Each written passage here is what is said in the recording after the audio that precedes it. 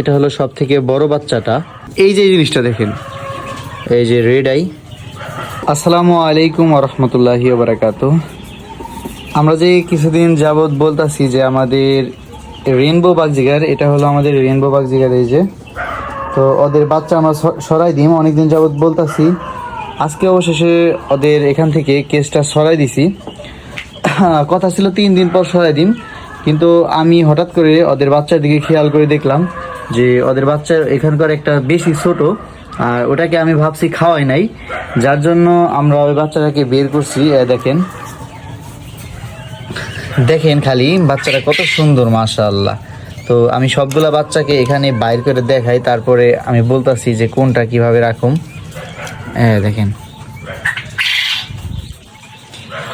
এটা হলো একটা বাচ্চা, এটা হলো সব থেকে বড় বাচ্চাটা। এটাকে আমরা আপাতত এখানে রাখি। আর দ্বিতীয় নাম্বার বাচ্চাটা হলো এই যে দেখেন, এটা হলো দ্বিতীয় নাম্বার বাচ্চা। আমার যতটুকু ধারণা যেগুলো সব হলুদ কালারের হইব। এই যে রেড আই, ওইটা হলো কালো কালারের চোখ, আর এটা হলো লাল কালারের চোখ। দেখেন মাশাআল্লাহ।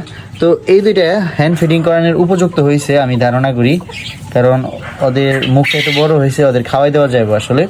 কিন্তু এই যে অবশেষে লাস্ট বাচ্চাটা আমি দেখাই আপনাদের কতটুক।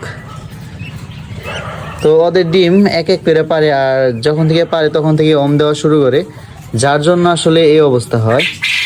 দেখেন এটা কতটুক, এটাকে খাওয়াইতে কষ্ট হইব খাওয়াই দিতে, যার জন্য আমি চিন্তা করছি এই বাচ্চাটা আমি এখানে রেখে দিম।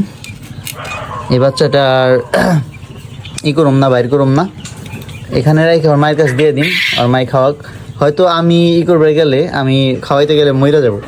আর এই যে জিনিসটা দেখেন, এগুলো কিন্তু বাচ্চা ছিল, একদম ময়রা শুয়ে গেছে। আমি এই দুইটা খেয়ালই করি নাই গে, এই এখন বাইর করলাম, তারপরে খেয়াল করলাম যে এই দুইটা বাচ্চা একদম ময়রা শুয়ে গেছে। আমি যদি আগে থেকে খেয়াল করতাম যে বাচ্চা এতগুলা উঠছে, তাহলে কিন্তু এমন হইতো না। দেখেন, আর ডিম পারছিল মোটমাট 6টা না কয়টা জানি, 6টার ভিতর থেকে 5টা বাচ্চা উঠছিল। তার মধ্যে থেকে এই যে 2টা বাচ্চা ময়রা একদম শুকাই গেছে। আল্লাহ, দেখছেন 2টা বাচ্চা ময়রা শুয়ে গেছে। তারপরও আলহামদুলিল্লাহ, কারণ 3টা বাচ্চা বাঁচছে।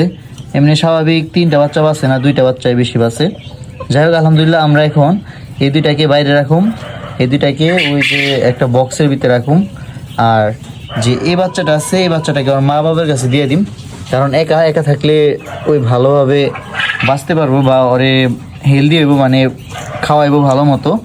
যার জন্য ওকে আমার মার কাছে এখন দিয়ে দিম।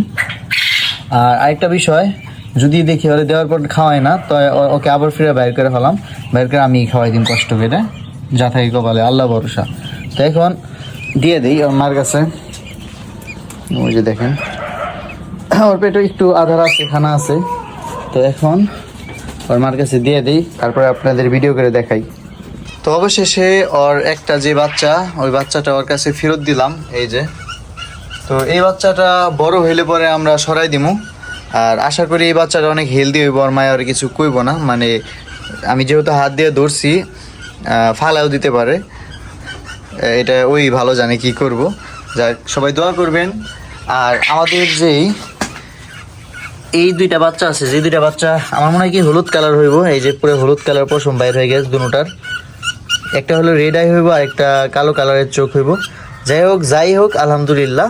তো এই 2টা বাচ্চাকে আমরা এখন রাখুম কোথায়? এখন রাখুম হইলো এখানে।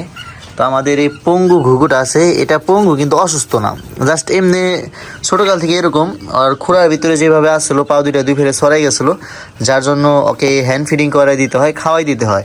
তো এখানে কাঠের গুঁড়ি আছে এই যে, তো এখানে ওকে তো আরেকটা গেল এই যে, তো এখানে রাখলে আশা করি ভালো হইব।